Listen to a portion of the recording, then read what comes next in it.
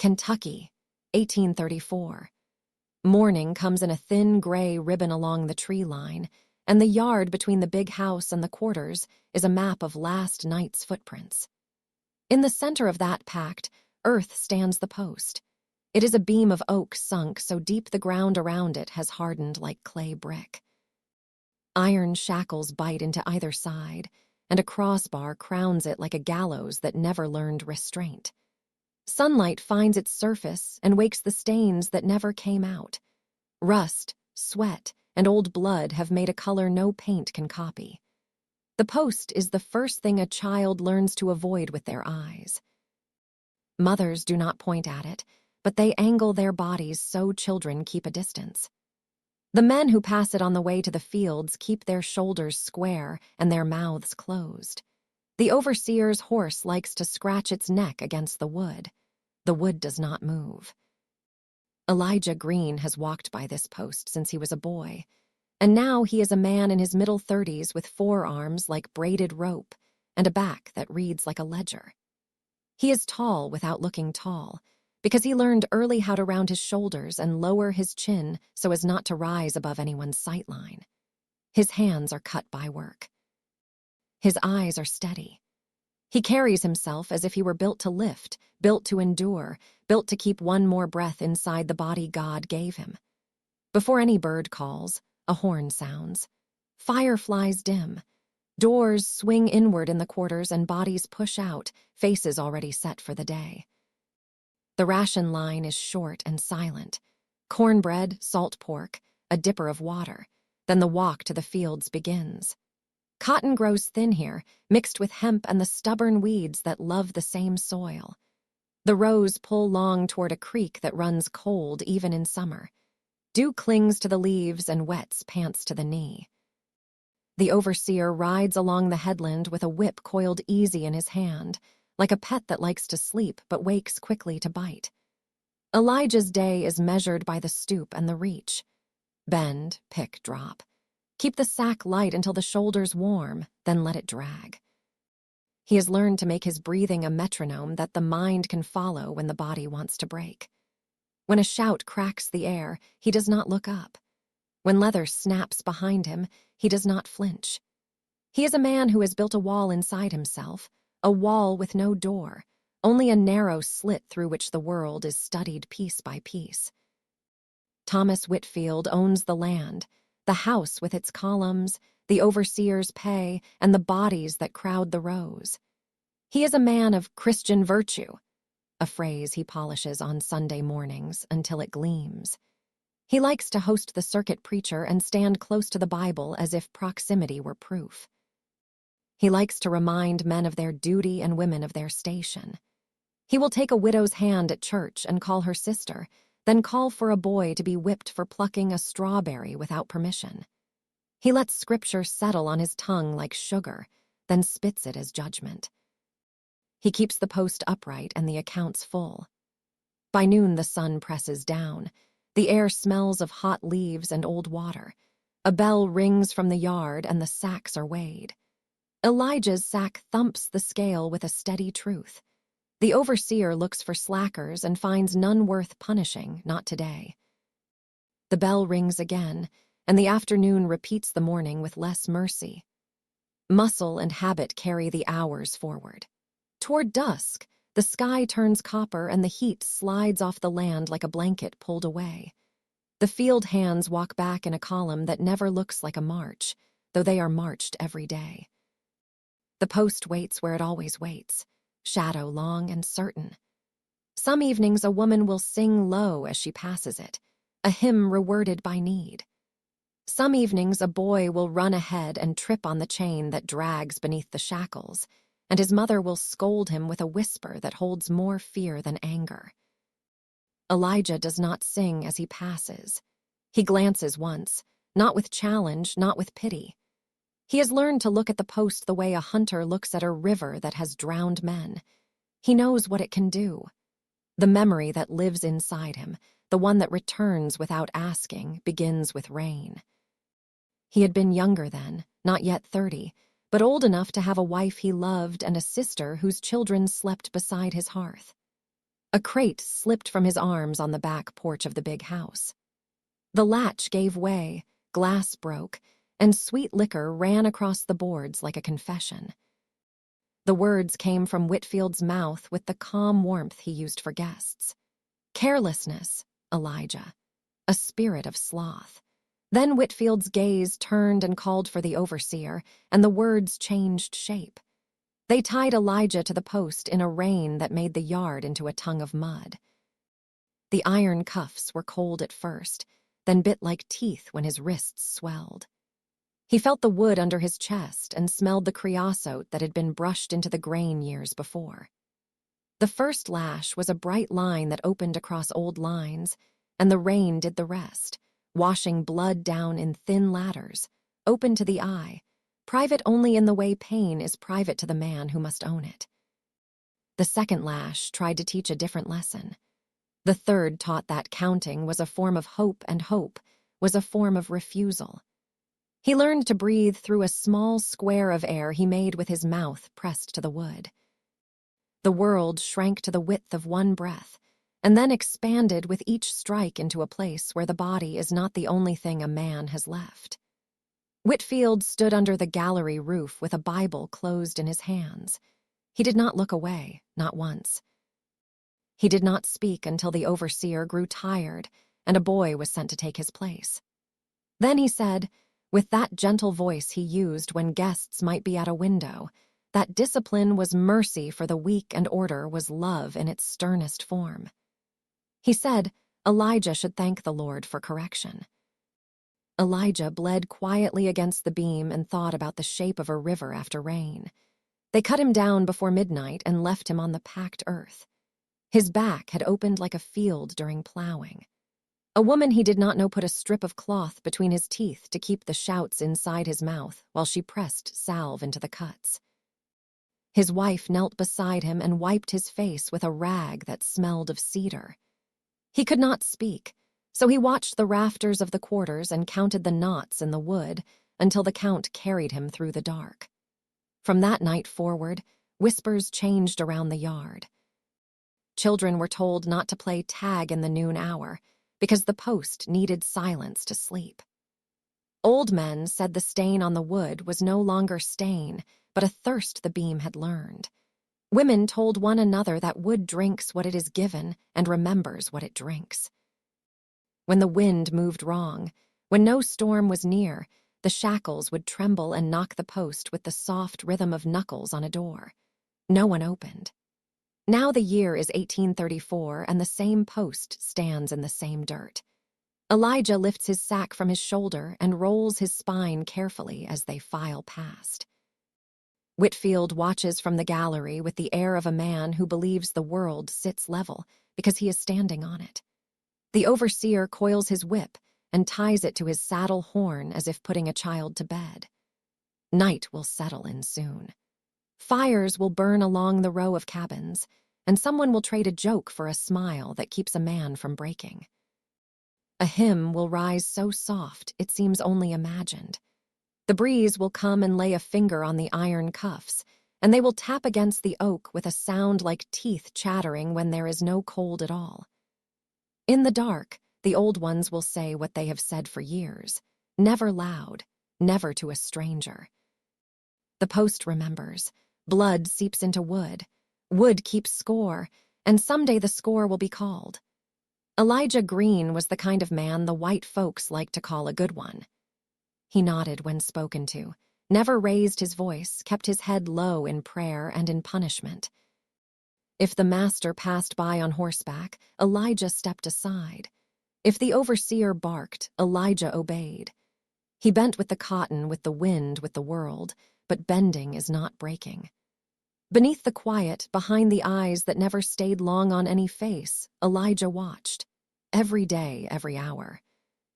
He watched the rhythm of the guards, the gaps in patrols, the cracks in the barn door, the way the ropes were hung on pegs in the tool shed. He noted which dogs were tied and which ones were let loose by nightfall. He marked the men who drank too much before sundown and which of the boys carried fear in their eyes rather than fire. He studied silence the way some men study scripture, not as absence, but as architecture. His steps were heavy with obedience, but his thoughts were sharp and moving, always moving. It had not always been this way. Once, Elijah had laughed freely. He'd been the kind of man who stole kisses behind the cane rows and carved little animals from bark for the children. He used to hum while working, soft tunes passed down from his father, songs that didn't belong to this land or its chains. He had a wife then, a woman named Ruth with hands like willow leaves and a spine made of stone. She worked beside him in the same field, sun up to sundown, her head wrapped in a blue scarf she refused to let fade, even when others said it drew too much attention. Then came the day she fell. A July sun that burned too hot, a cough she'd been hiding too long, a moment where her knees buckled and the cotton sack dragged her down like an anchor. The overseer didn't wait for explanation.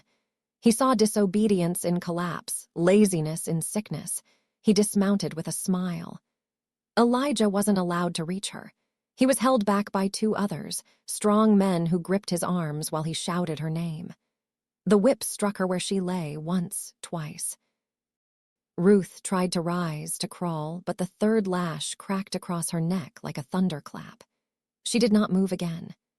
She died in the dirt between the rows, and the master said it was her fault. He even fined Elijah a week's ration for inciting confusion in the field. Elijah buried her that night, beneath a tree that the lightning had struck years before. He marked the grave with the blue scarf, tied around a split branch like a banner no army could see. He never hummed again. Since then, he had lived like smoke, drifting where wind demanded, vanishing when touched, always waiting for fire. Each morning, the horn called them.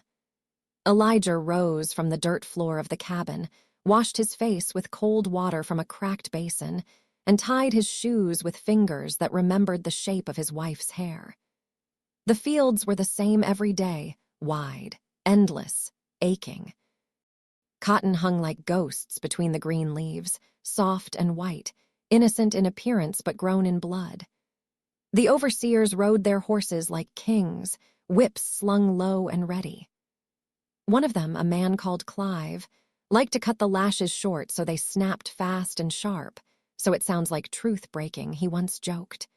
Men bled into the soil. Women swallowed sobs in the rows.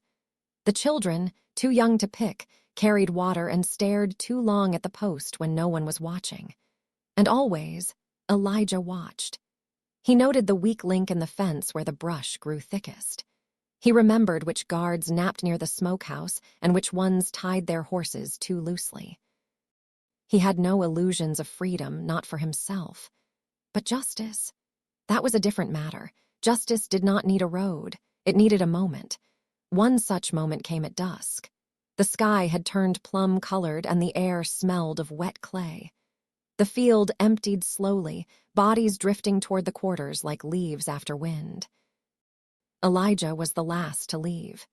He moved toward the post, the one that had tasted his blood, the one that had drunk his wife's name from his lips, and stopped. There, perched atop the crossbeam, was a raven, big, silent, black as judgment. It stared at him, unblinking. Whispers spread through the cabins that night. "The bird don't perch without purpose," an old woman murmured. "Means death's watching," someone else said. Elijah said nothing. But that night, when the moon rose pale and high, he reached under the floorboard of his cabin and pulled out a bundle wrapped in cloth. Inside was a small, sharpened blade, made from a broken file he'd stolen from the blacksmith shed months ago. He'd filed it slow, patient, whispering to it like it was a second tongue. But the knife wasn't for slashing. It was for slicing rope. Not just any rope. The thick kind used to tie up feed bags and rig oxen. The kind that held weight. In the stable loft, where no one bothered to climb anymore, he kept a length hidden under moldy straw. He'd coiled it neat, tested it for strength, tied and untied the knot so many times the fibers had learned his hands. Rope, wood, gravity. Those were the master's tools. He would not use fire. Fire burns fast and forgets. He would not use a blade. Blades cut clean, but they do not haunt. But rope lingers. Rope pulls. Rope tightens slow, and the post remembers. The storm rolled in like a great beast, low and snarling, its belly dragging over the hills of Kentucky. Clouds bruised the sky black purple, and thunder cracked like gunfire across the plantation. Slaves in the quarters paused, heads tilted, hands mid-task, listening not just to the thunder but to what might follow. Because rain didn't just mean shelter. Rain meant chaos. Rain meant noise. Rain meant opportunity and danger. Elijah Green had carried the crate with care. It held preserved peaches for the big house, sealed in glass, packed in straw. He'd moved slow, feet firm on the wooden steps of the back porch. But the wood, swollen with moisture from the thick summer air, betrayed him. One foot slipped. Just a little, enough. The crate tilted. Glass shattered. Amber syrup pooled and mixed with dirt like blood in water. The sound reached the window of the dining room where Master Thomas Whitfield sat with a pipe and a psalm book he liked to leave open but never read.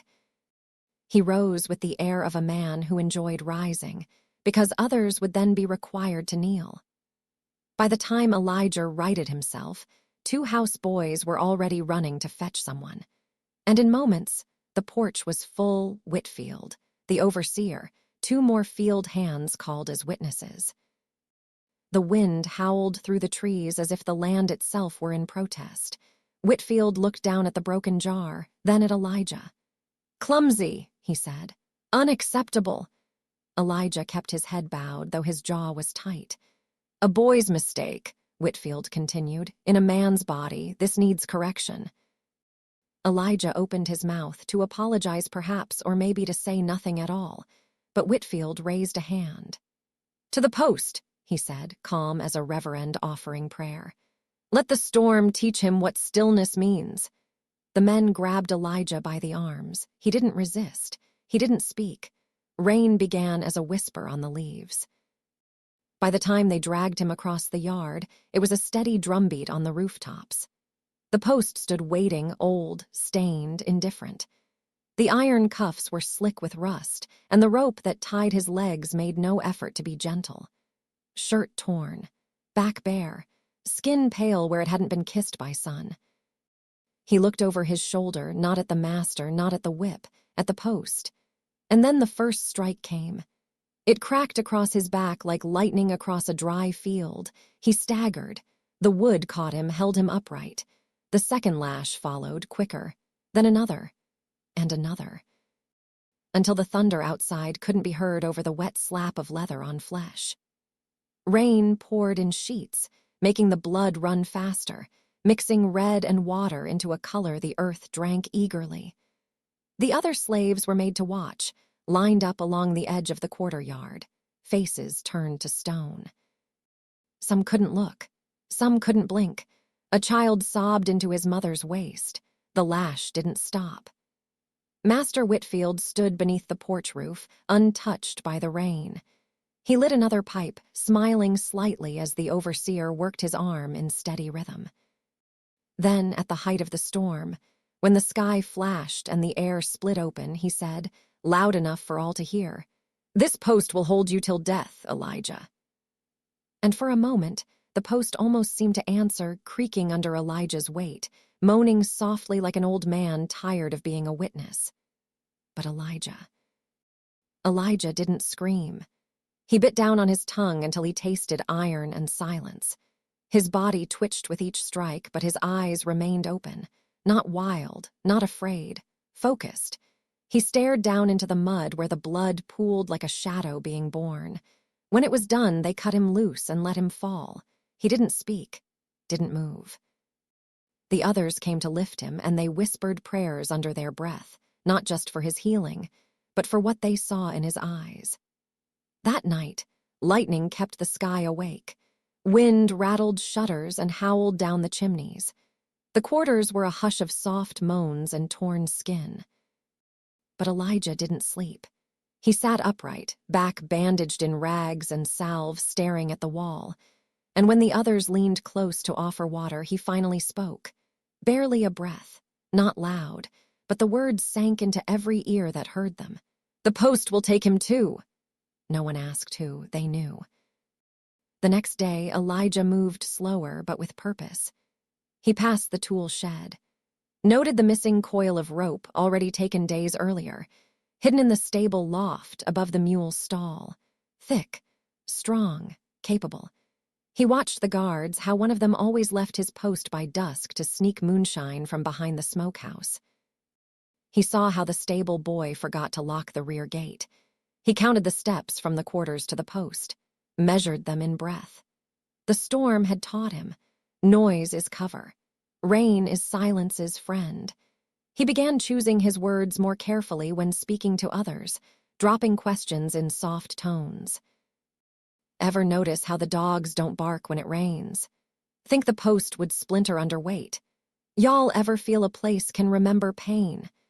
The old woman who tended the herbs pressed her hand to his shoulder and said, "Child, you stirring up roots." Elijah just nodded. "Some roots need unearthing," he said, and every night he visited the post, not to stare, to listen. Because in the drip of rainwater down its spine, in the wind that brushed the iron cuffs, in the soil that had swallowed blood like communion wine, he heard something, not voices, but permission. Midnight fell hard over the Kentucky hills, and the storm returned like it had unfinished business. Lightning ripped the sky wide open, flash after flash illuminating the soaked land in violent white. Thunder rolled in its wake, long and low, like drums being struck by the hand of God. Rain lashed the rooftops, flooded the paths, masked the sound of breath and footsteps and sin. In the master's house, the candles had long been snuffed. Only 2 lanterns burned, one by the back stairwell and one inside Thomas Whitfield's bedroom, swaying faintly from its hook. The wind made the window panes rattle, but the master slept soundly, or he did. Until the door creaked. At first it was just a whisper of movement, half lost beneath the rain. But then came the cold, not of the storm, but the kind that enters when judgment walks into a room. Thomas stirred in bed, confused. The figure that loomed above him wasn't a servant or a shadow. It was Elijah. Elijah Green.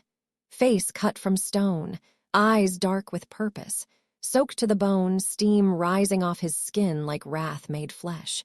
Before Thomas could scream, the fist landed. Bone met bone. The crack of it was muffled by thunder. A second blow split the master's lip. A third sent blood spraying across his own linen sheets. Then Elijah was on him, rope in hand, body moving with the silent precision of someone who had rehearsed this moment in his mind 1,000 times. Thomas flailed, a hand reaching for the desk drawer, pistol hidden beneath papers. But Elijah grabbed it first and flung it across the room. The master clawed at Elijah's arms, shouting now, blood bubbling from his mouth. But Elijah only wrapped the rope around his wrists and yanked them behind his back. The gag, a strip of rag soaked in liquor, was forced between Thomas's teeth and tied tight. He dragged him from the bed like a hunter drags a kill through the brush. Down the hallway, down the stairs, lantern light flickering, wind moaning through the cracks. The house held its breath out the front door, into the storm. The rain welcomed them. The mud swallowed their footsteps. Thomas thrashed against the rope, but Elijah's grip didn't falter. The strength in his arms wasn't just from labor. It was from memory, from grief, from every lash that had carved its sermon into his back. They reached the post. The same post. The whipping post. The same beam that had tasted Elijah's blood. That had cradled his broken body and listened to his cries swallowed by rain. Now it stood waiting. Elijah threw the first coil of rope over the crossbeam, deliberate, measured. It slapped wet wood and swung back. He caught it and threw again. And again. Until the noose was formed, clean and tight. Thomas made a sound behind the gag, a high, choked thing, his feet slipping in the mud, his eyes wild. Elijah turned. He looked into the man's face, pale, wet, panicked. Then he whispered, low, steady. "The post remembers." Thomas's pupils widened. Elijah placed the noose around his neck like it was a collar made for a dog that had bitten too many hands, and then he pulled. The rope groaned. The beam creaked. Thomas's body rose. His feet kicked at the air, muddy boots flailing. The post shuddered, but it held. It had held Elijah once. Now it held the weight of vengeance. A lantern had been brought from the tool shed. Its flame hissed in the wet, but held long enough to cast an eerie glow across the scene. In that light, the image burned itself into the earth. The master, Thomas Whitfield, hung from the very post where he had tied others, eyes bulging, blood mixing with rain, a grotesque mirror, and then the others came, one by one, from the quarters, from the edge of the tree line. Silent figures drawn by instinct or fate or the sheer gravity of justice in motion. Men, women, children, slaves who had lived beneath Whitfield's heel all their lives, who had bled into these fields, buried their kin under moss and quiet. They stood in the rain and watched. Some trembled. Some crossed themselves. Others stared, unblinking, like they were watching something holy. And one, an old man who had once been whipped for sneezing during morning prayer, whispered softly, "Let the land drink." Elijah stood beneath the body, rain coursing down his face, clothes soaked through, rope burned fresh on his palms. He did not smile. This was not joy. This was reckoning. A woman stepped forward, maybe to speak, maybe to pull him away, but he raised one hand not to stop her, but to let her know it was done. The master was dead. The post, at last, had spoken, and for the first time in memory, the plantation stood still, not in fear, but in awe, because this was not just murder. This was ritual. This was sacrifice returned. This was the lash become the noose. Morning broke slow and gray over Whitfield Plantation. The storm had passed, leaving the air thick and trembling as if the land itself hadn't yet decided how to breathe again. The yard between the quarters and the big house was soaked, puddles like open wounds, the dirt soft as flesh. But no one noticed the weather. All eyes were on the post. There, swaying gently in the dawn breeze like a pendulum marking the end of an era, hung the body of Thomas Whitfield, master, self-proclaimed man of God, owner of flesh and futures. His nightshirt clung to his body, soaked and stained. His head lolled at an unnatural angle, lips purple, tongue protruding grotesquely from the corner of his mouth. One slipper still dangled from his foot, and the rope, tied clean, tied tight, knotted by someone who knew the value of slow wait and a silent drop. The overseers found him first. A scream, short, sharp, cut through the air from the stable boy who stumbled upon the scene while fetching water. Within minutes, men on horseback were galloping the perimeter, rifles slung, eyes wild. "Get him down!" one shouted, though no one moved at first. Not out of respect, out of fear. The post had always stood as a symbol of power, the master's discipline, the whip's law. Now it held the master like a grotesque offering. Even the birds kept their distance. By mid-morning, chaos bloomed. Overseer Clive barked orders at trembling house servants. Bloodhound leashes snapped taut. Riders combed the fields, the swamps, the road to town. Every cabin was searched. Every latrine, every cellar, but Elijah Green was gone. Vanished, no prints, no trail. Just an empty cot in his corner of the quarters and a rope missing from the loft above the mule stall. They beat the stable boy first. Then they dragged 2 field hands from their sacks and whipped them till skin peeled. Then the cook. Then the crippled elder who hadn't stood unassisted in years. It made no difference. None had answers, or if they did, they swallowed them like prayer. "They say he killed him in the night," Clive hissed to the others. "Dragged him out like a dog, tied him up like a hog, hung him like Judas." But none of the slaves called it murder. They didn't speak of it loudly, not in daylight, not with overseers about. But when the shadows lengthened and firelight danced low in the cabins, the words came, soft at first, almost reverent. He turned the master's post into his gallows. Elijah Dunn baptized the post in justice. Blood on the beam, and now it swings both ways. Some said he escaped into the swamp, joined the Maroons who lit ghost fires in the cypress thickets and vanished before white men could track them. Others believed he had fled north, riding the storms back, shielded by angels and rage. And then there were those who whispered that he hadn't escaped at all, that he had taken his own life not out of guilt, but as a final offering. Some said a second body was found that night and buried in secret. Others swore Elijah had become something more than man, that the storm had carried his spirit into the post itself, so that it creaked now with not just old age but old anger. What mattered was that he was gone, and yet he was everywhere, in the silence between the overseer's commands, in the eyes of a child who stared too long at the yard, in the chill that slid across the necks of white folks when they passed the post, even weeks later. In the fear, because fear had come to the white community. Real fear. Not of rebellion, they'd always feared that. This was deeper, older. This was fear of the land turning against them. When Reverend Hollies came to collect the master's body, he refused to enter the yard. "This place is changed," he muttered, eyes on the beam. "Something here ain't right." He advised burning the post. The overseers refused, said it would look weak, said it would validate the myth.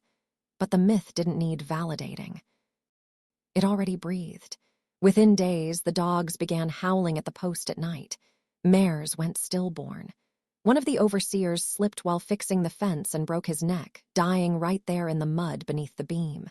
Folks started calling it Elijah's Cross. Neighbors stopped visiting, and at the county store, rumors flew faster than bullets. "They say a slave hung his master like a hog." No, they say the ground did it. That it swallowed him whole and spit him up for judgment. I heard the post split open and a voice came out. I heard the rope moved on its own. By the time Whitfield's cousin arrived to claim the house and estate, the cotton fields lay half-harvested and the slaves worked in silence, their eyes hollow but alert. He stood on the porch, watching them, his hand gripping the railing. He didn't last a week, packed up and left with the words, "That land ain't clean." By season's end, the plantation was leased to a businessman from Georgia. He brought his own overseers, doubled the rations, tripled the guards. But he never once walked past the post, not even in daylight, because by then the legend had rooted itself deep. And even the wind seemed to carry it, Elijah Green. The man who turned the master's post into a gallows, a man who vanished, yes, but who left behind something far greater than a corpse. He left a reckoning. Decades passed. The Civil War came and went, leaving graves in its wake and ashes where names once held power. Emancipation, they called it, a word heavy with promise but light on certainty. Men were free, yes, but freedom walked slow in the South, dragging chains made of debt, law, and memory. Whitfield Plantation did not survive the turning tide. The cotton fields went untended, then wild. Thistle choked the fence lines. The big house sagged like a widow in mourning, its shutters loose, its porches leaning. The iron gates rusted shut. No owner stayed long. But one thing never fell. The post. The whipping post. It stood where it had always stood, center of the yard, rooted like a crooked tooth in the mouth of the land.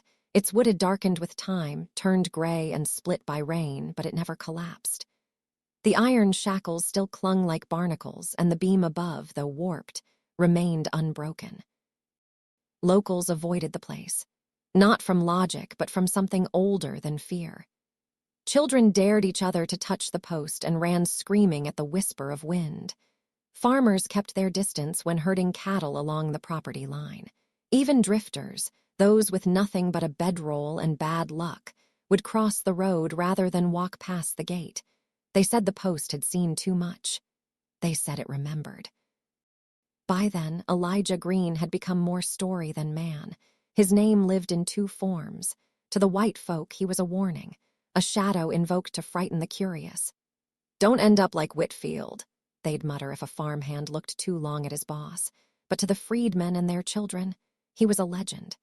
The man who turned the master's post into justice. The one who never ran but made the master flee this life instead. Elijah, who walked into the storm and became it. They told the tale by firelight, in cabins and kitchens, across wooden porches where crickets sang and memory lived louder than fact. They said he never died, that the swamps kept him, that the wind bore his voice and that rope answered his call. One woman, born the year the war ended, swore she saw him once as a girl, said she and her cousins crept toward the edge of the yard on a dare, hearts pounding.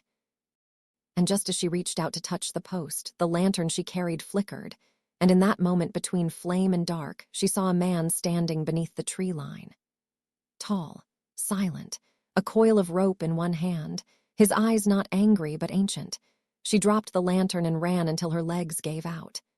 "I know what I saw," she'd say, rocking on her porch decades later. "It was Elijah, come back to see if the land still knew." Others claimed they heard the post groan on windless nights, a sound like wood under strain, like a noose pulled tight. Some said the shackles moved without touch. That moss refused to grow on its base, as if the ground rejected anything that wasn't made of pain. The most popular tale told by elders to children began the same way. Wood drinks blood, and blood keeps score. They'd speak it low, serious.